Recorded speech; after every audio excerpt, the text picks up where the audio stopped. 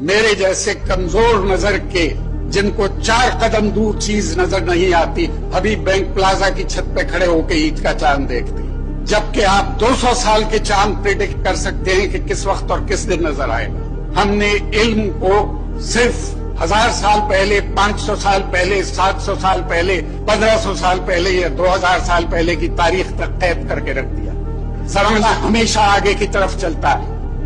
میں آپ سے یہ نہیں کہتا کہ آپ اپنے عقائد چھوڑ دیں، میں آپ سے یہ نہیں کہتا کہ آپ اپنے فنڈامنٹلز کو چھوڑ دیں، میں آپ سے یہ کہتا ہوں کہ آپ اپنے فنڈامنٹلز کو، اپنے عقائد کو اگر موجودہ دور کے مطابق منطبق نہیں کر سکتے تو وہ آؤٹ ڈیٹڈ ہے۔ اور اگر آپ کا ایمان یہ ہے جو میرا ہے کہ اسلام ہر دور کے لیے ہے، تو پھر اس کو ہر دور میں کامیاب ہونا چاہیے، اور اس کی کامیابی کے لیے یہ ضروری ہے کہ اسے ہر دور میں امپلیمنٹ ہونے کے قابل ہونا چاہیے۔ 50 سال میں فلسفے آؤٹ ڈیٹ ہو جاتے ہیں، 1500 سال یا 2000 سال تو بہت لمبا پیریڈ ہے۔ لہذا روشن خیالی کی تعریف کو سمجھنا ضروری ہے۔ روشن خیالی ہرگز لادینیت کا نام نہیں ہے، روشن خیالی ہرگز صرف رقص اور موسیقی کا نام نہیں ہے، روشن خیالی ہرگز دین سے دور ہو جانے کا نام نہیں ہے۔ روشن خیالی کا مطلب یہ ہے کہ ہم زمانے کا ساتھ دینے اور زمانے کا مقابلہ کرنے کے قابل، اور زمانے کا مقابلہ کرنے کے قابل اسی وقت ہو سکتے ہیں جب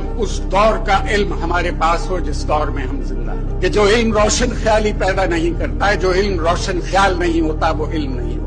علم کو آپ پابند نہیں کر سکتے، علم کو آپ محدود نہیں کر سکتے، اور علم کو آپ صرف یہ نہیں کہہ سکتے کہ اس کا تعلق صرف عبادات سے ہونا چاہیے۔ اگر صرف عبادات ہی مقصد ہوتا تو ہندو جوگیوں کی طرح آپ جنگل میں جا کے جھوپڑی ڈال لیجئے، اللہ تعالیٰ سے لو لگا لیجئے، اور جتنا چاہیں آپ عبادت کرتے رہیں وہاں بیٹھے، مگر میرے خیال میں اس کی تو آپ کو اجازت نہیں دی گئی یا مشورہ نہیں دیا گیا۔ آپ کے لیے دنیا اتنی ہی امپورٹنٹ ہے جتنا آپ کا خدا سے تعلق ہے، اور اس خدا سے تعلق کو آپ کے دنیا میں کامیابی کا ذریعہ بننا چاہیے، اور وہ اسی وقت ممکن ہے جب آپ اپنے عقائد کو، جب آپ اپنے فیتھ کو، جب آپ اپنے ایمان کو اس قابل بنائیں گے کہ وہ آج کی دنیا میں امپلیمنٹ ہو سکے اور دنیا دیکھ سکے کہ یہ قابل عمل فلسفہ ہے۔ صرف باتیں کرنے سے مسائل حل نہیں ہوا، مگر روشن خیالی جو صحیح روشن خیالی ہے اس کے بغیر ہمارے معاشرے کی ترقی اور فلاح ممکن نہیں ہے۔ آپ کا بہت بہت شکریہ کہ آپ نے صبر سے وہ خیالات سنے